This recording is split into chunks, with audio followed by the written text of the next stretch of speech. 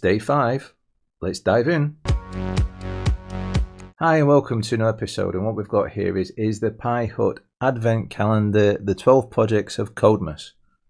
On day 5, let's find out what we've got. Oh, I think I know what it is. Are we in? Are we getting in? Yes, we're getting in. It's a speaker of sorts, I believe. Let's put this out of the way. As always, go across to the website. And it says to us, hear my code. Oh, so it's definitely something that makes sounds.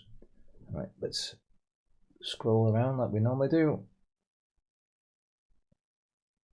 Welcome to day 5 of your 12 projects of Codemas Advent Calendar. Today we're making sounds with our code using the custom buzzer we've just discovered in your box. Oh, it's a buzzer then. The buzzer is nice and easy to wire into our circuit using just 2 pins with no other components required, yet can add so much to a project. Adding audible feedback for errors, button presses and other actions gives your project a whole new dimension. Let's make some noise! Alright, so the contents, we've got a buzzer. Custom pre-wired buzzer with male jumper wire ends, that's what it says. Today's project. Today we'll be using our buzzer in a few different ways. First for simple beeps and tones, then combining with a potentiometer to control the volume, when finally something a little bit more advanced where we use different frequencies to generate festive tones. This particular buzzer works with a PWM signals to allow us to generate different tones, so we'll be tapping back into everything we learned from our PWM in yesterday's box. It's almost like we planned this. I've got a sneaking suspicion they did. Construct the circuit. Remember to unplug your Pico from your USB port before amending the circuit. Ta-da! It's unplugged. Right, let's drag it across then.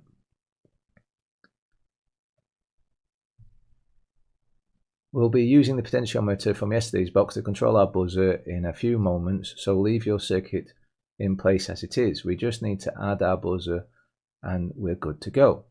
This is one of the easier components to work with, as we've included the custom pre-wired buzzer with male jumper wire ends. Simply push the red wire, that's that one.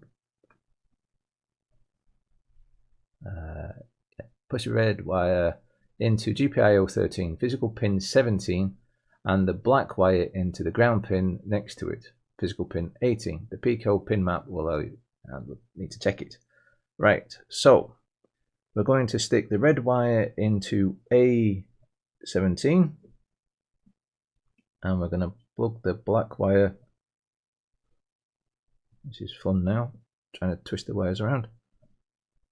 I just want to fall over. Let's bend the wires a little bit into A18. There we go. So we've got a little buzzer going there now. Scroll down a bit more. See, there we go. A17 and 18. Activity 1. Let's buzz. Our buzzer can generate different tones based on the PWM frequency and duty cycle we use in our code. This should sound familiar, as we covered PWM yesterday. PWM frequency and duty cycle with buzzers. The frequency here changes the tone of the buzzer. We find that our ears can detect changes in the tone when using values between 10 and 10,000. The duty cycle sets the volume of the buzzer. The range is technically 0 to 65,535 in the MicroPython. However, we find that values below 5,000 are very difficult for our ears to hear. A duty of 10,000 appears to be the sweet spot for our buzzer. If you want to silence the buzzer in your code, just set the duty to 0. Easy. The code. Now we know what the PWM values do here. Let's try a quick example where we sound the buzzer for a few seconds. The example below includes the same ingredients you're now becoming familiar with. Imports pin setup with a PWM duty cycle and frequency. So there's nothing new or scary here, and our usual slightly excessive code commentary tells you what each line is doing. Okay, Let's get this going up here then. Right, we set up the pin for the buzzer, then assigned the frequency of 1000, and finally set the PWM duty, the volume, to 10,000 for a second.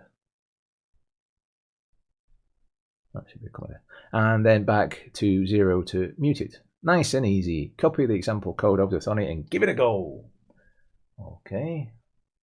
First, let's plug the thing back in again.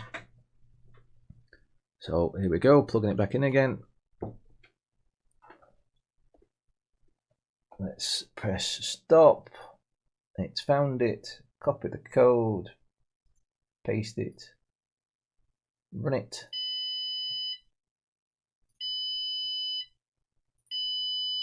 There we go. I ran that 3 times. You went beep, beep, beep. I wouldn't blow your ears out if you're on headphones. It shouldn't have been that too loud to you, but maybe I should have given a warning. Now try changing the frequency number to 300 and see what happens. Okay. Frequency number 2, 300.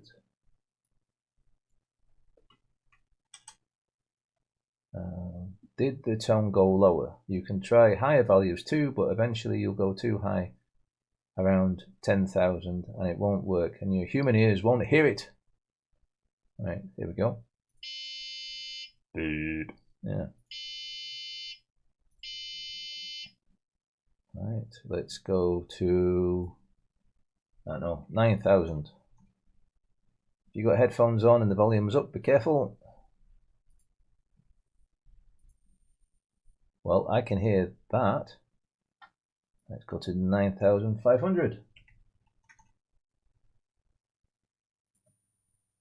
I can hear that. 9,750. I can hear that. All right, full blast at 10,000 now then. They say we can't hear it. 10,000. I can hear that. What are you on about? You'll go too high, around 10,000, and you won't. Your human ears won't hear. I can hear it. I can hear that. Dead easy. All right, let's go to 12,000. See what happens there. I can hear that it's clicking, but I can't hear it whistling.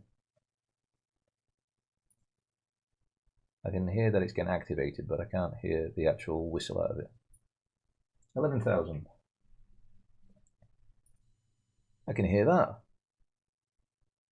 11,500. No, that just clicks. 200. No, can't hear that either. Can you hear that?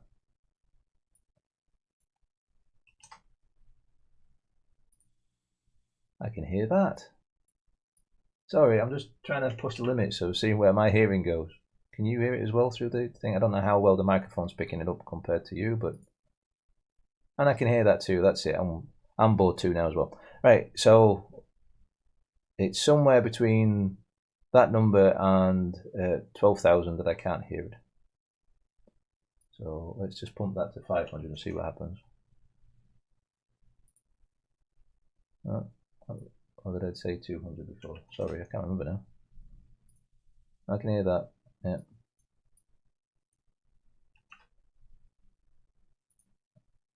Can still hear that as well. So, yeah, whatever. It does say you'll go too high, around 10,000, it won't work, and your human ears won't hear it. Well, 10,000 is not that number. It's a fair bit above that number. Right. Activity number 2. Here is another example just to show you how easy it is to change the tone in your buzzer from one to the other. Here we start with a frequency of 1000 for 1 second and drop it to 500 for 1 second. Give it a try. Right, so stop that. We get rid of that text. A bit of code. We copy this code. As I always say every day, might be an idea to actually type all this in and definitely read the commentary of what is happening. Beep beep. Right, fine, that works. Right, activity number 3, potentiometer volume control. Let's use one of the previous components to control the volume of the buzzer. This one's a bit noisy and not perfect. The sound can distort or cut out at high levels, but it's a fun project to try out. If you find the buzzer a bit loud or harsh, you can always place some sticky tape or a blob of blue tack over the hole to calm it down. You might want to do that. And you might want to be careful of the volume if you're wearing headphones, because I'm just going to play along with it. The reading is from the potentiometer between 0 and 65,535, and our buzzer duty volume uses the same range, so we can use the potentiometer reading to directly control the duty. Handy! In the example below, in each while loop, we take a reading from the potentiometer and store it in a variable called reading, just like we did yesterday in activity number 3. And then we use the variable as the buzzer duty value, instead of adding a number there ourselves. A little warning, this example will never turn the buzzer off, even if you stop the program, as it's just a quick basic example for you to get familiar with the buzzer control. You can unplug the USB cable to stop the noise or just move to the next activity. Okay, what I'll do is just unplug and plug the USB back in again. Right, so we stop this one, we get rid of this, copy the code, paste it in. Watch your eardrums now. Oh.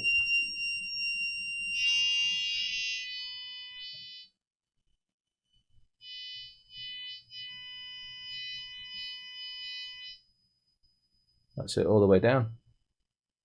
Doesn't like that value, does it?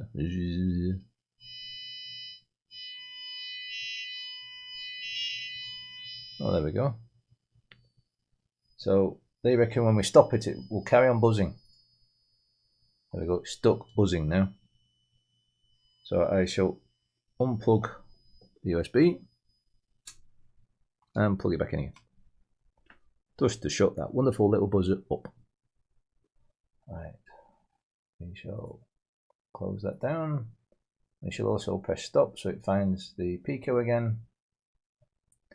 Activity number 4, festive jingle. How about a little festive tune with our buzzer? By changing the frequency between each pause, we can create a tune that resembles a popular festive jingle.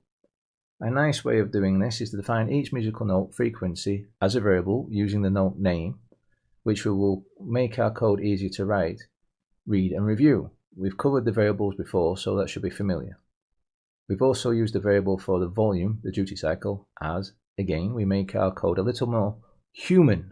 Don't worry, we've included the tone values for the jingle below for you.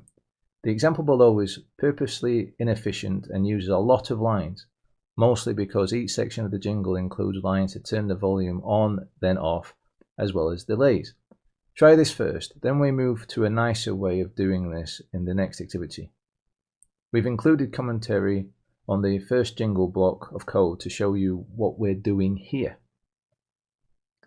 Okay, that's fair enough. It makes sense that they're trying to teach us how to do stuff, and the best way to teach stuff is to start at the low level, even if you know how to do things already. So it's better to start at the very basic of things and then jump up. Anyway, the tip is a simple buzzer, so it doesn't quite have the smooth sound that a normal speaker will create. The buzzer can sound a little more Nightmare Before Christmas than Elf. Okay, so nice little warning. We've stuck the code in, so basically it's got a lot of mess of code doing this, volume up, set the frequency, delay, turn the volume off, delay, then the next bit, and we've already figured out what it's doing. It's jingle bells, right? So we know what tune it's going to play.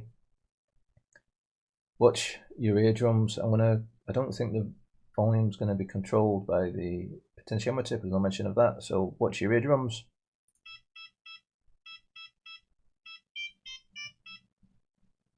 Oh, that was nice.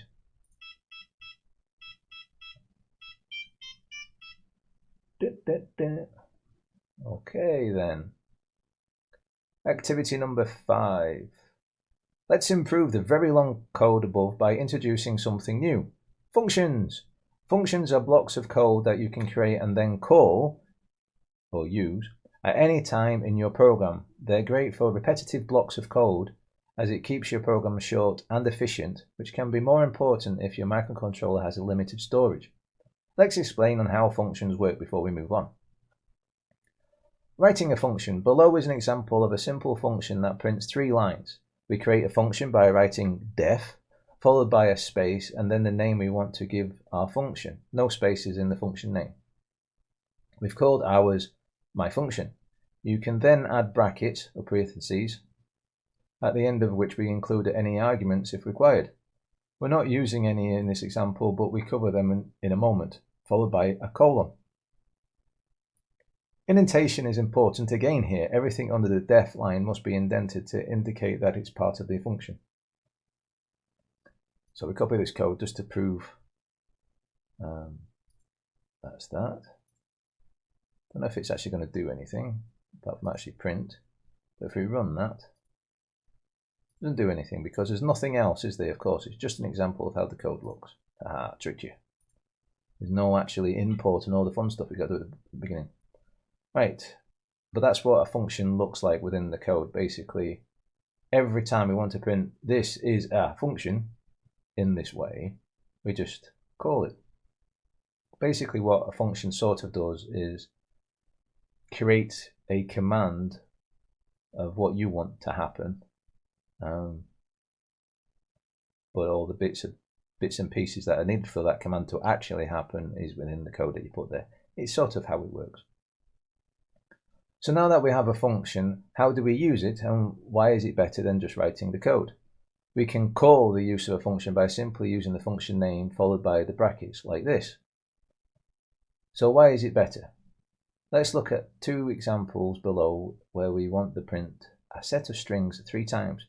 Both of the following examples have the exact same outcome. Try them yourself. However, the code using functions is shorter. It might not look like much in this example. However, in large projects, this can save a lot of lines of your code.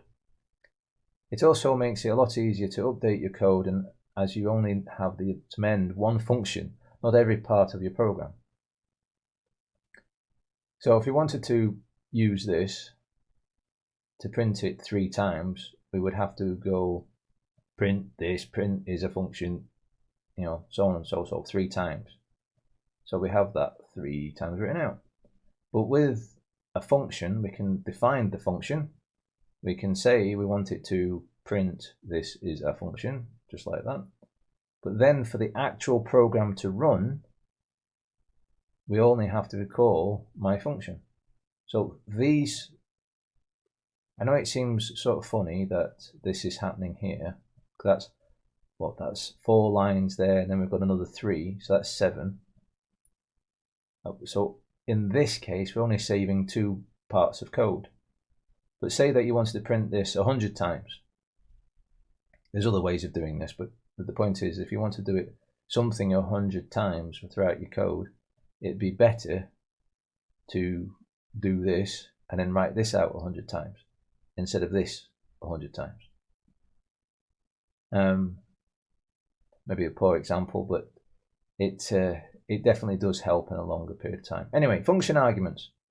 We mentioned arguments earlier, so let's talk about them quickly before we get into a jingle example. Arguments are optional in functions. They only allow you to pass information into the function if needed. We pass the information to the function when we call it. That might be a bit confusing, so let's jump to an example so we can see it working. In the example below, our function prints 3 lines again, but this time we include arguments asking for the first name, the middle name, and the surname. So we might want to change the names each time we call the function. Those arguments are used in the print lines as you see below. So we've got that bit of code there. So we're passing in first, middle, and last.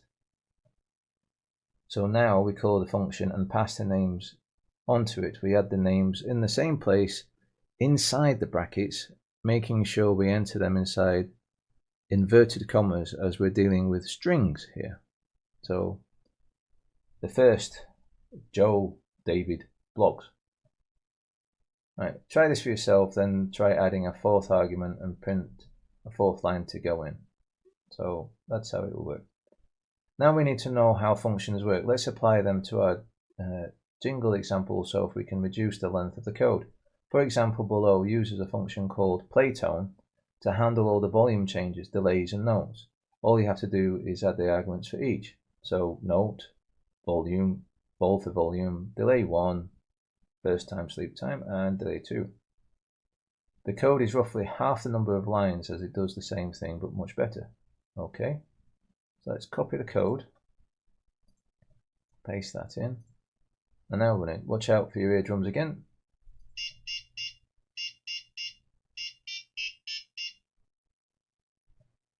There we go.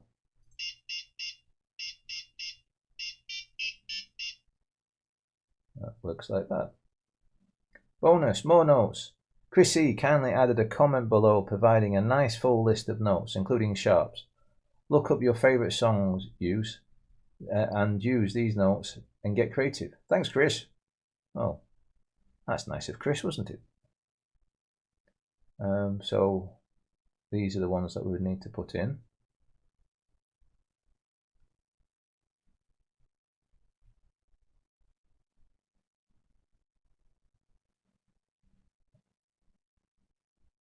So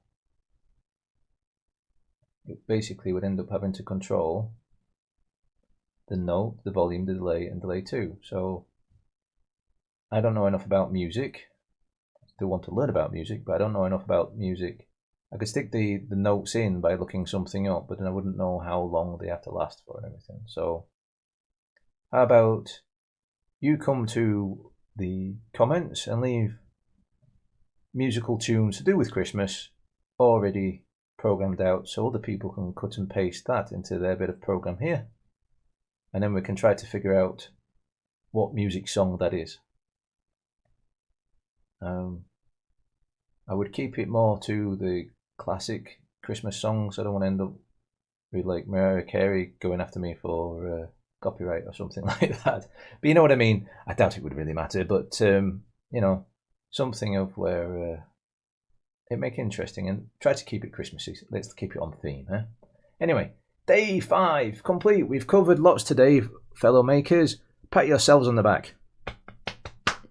Right, as we cover more advanced topics such as functions, you may find that you need to refer back to these days to refresh your memory later on, and that's absolutely normal. Even the most seasoned professional programmers have to use search engines regularly. Some even admit it. Yes, it's true. An awful lot of coders, especially if you know more than one programming language and have not used one for a while, they come back and go, how is it that I would do that in that particular programming language? Because as much as you learn how to program a computer, there's a certain way of thinking there is. It's the same of real languages, of where even though that you understand the words, the grammar is a little bit different, and sometimes the order of that grammar is different to what you're used to, especially when it comes to English. There's times that we talk about the object and then the colour and where it is.